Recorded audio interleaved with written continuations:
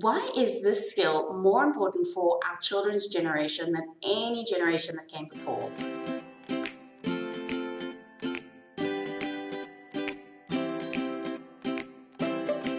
Hey, welcome back to my channel. My name is Holly. I am a pediatric occupational therapist, a toddler mom, as well as the hostess for the Toddler Play Conference, which is an annual conference that runs over 5 days with over 30 speakers, equipping you, the parents, with an understanding of why play is so powerful for child development in these early years, as well as giving you tons of super practical tools to add to your parenting toolbox on how to support early childhood development and invite play into your home. So you can grab your free ticket in the link down in the description box. It's happening on the 22nd of April and I would love to see you there. What is the skill that is so important for our children's generation? Creativity. Our children are walking into a job market that is so different to what we've experienced as well as what our parents' generation experienced. That idea of finishing school, going to college, entering a job that works 9 to 5 and staying in that job for all of your life and getting your really good pension is kind of gone. Studies are showing us that 65% of the children that are entering school today will be working in jobs that we've never heard of, that don't even exist. The top 10 in-demand jobs of 2010 were not even around in 2004. That's 6 years, and technology and innovation is just increasing exponentially as we go along.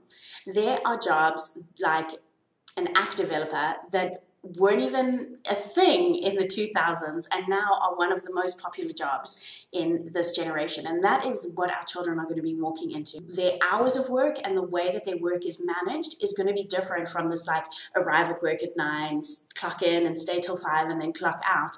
Our children are going to be a lot more innovative in the way that they manage their time, in the way, the like physicality of where they work, working online, working remotely, working flexi time, working as consultants. So this thing of creativity is more important for them than it has ever been for us or our generations past. They are going to not only need to have a really good work ethic and have a high level of understanding of the world, but they're going to need to be able to think and innovate new solutions to the problems that we experience in the world. So this kind of brings us to the question, is creativity something that is taught? Is it like a skill that children learn, or is it something inherently within them? There is data that says that 98% of children that are in kindergarten age score as creative geniuses, but only 3% remain so at the age of 25.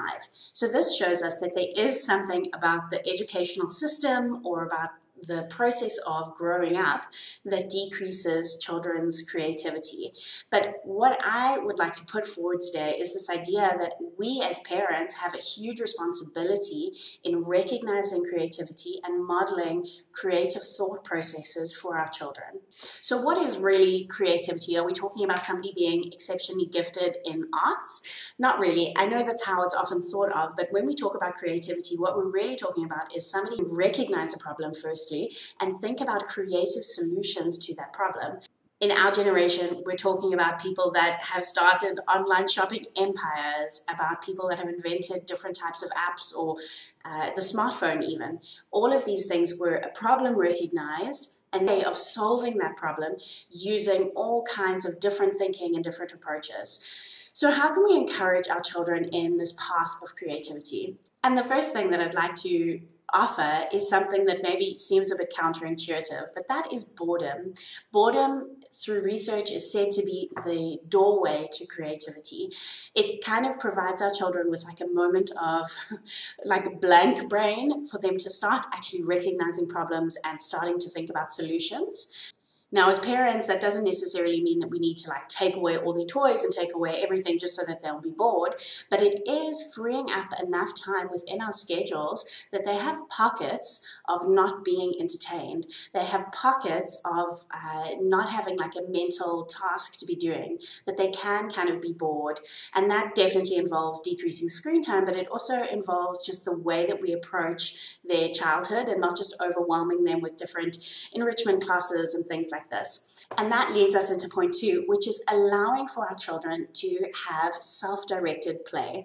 It's so easy in these toddler years to kind of take away our children's right to play and to play for them, right?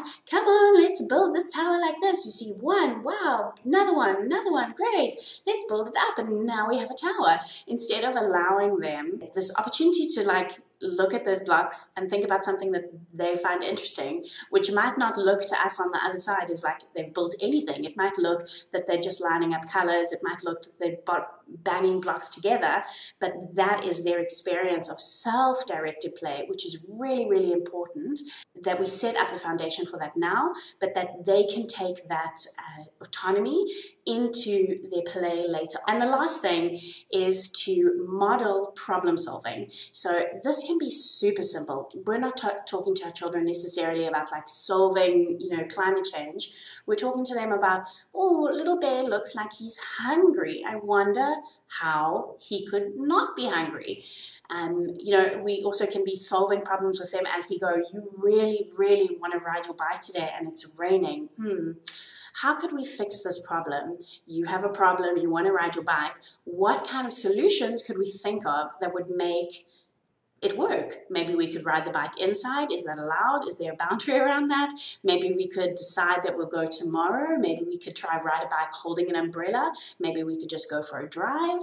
This like process of, instead of just always as the parent being no, yes, no, we can invite our children into this like creative problem solving and thinking. The last point that I think is really important as well is this thing of equipping our children with the skill of independent play, and that we are going to be diving into next week. So if you haven't already, like and subscribe to my channel, and that way you'll get the video for next week on independent play, the thing that we all really want as parents, right? Just to get a moment where they are growing their brains while we can also send that email we've typed 5 times. We're going to be diving into that next week, so I'll see you then.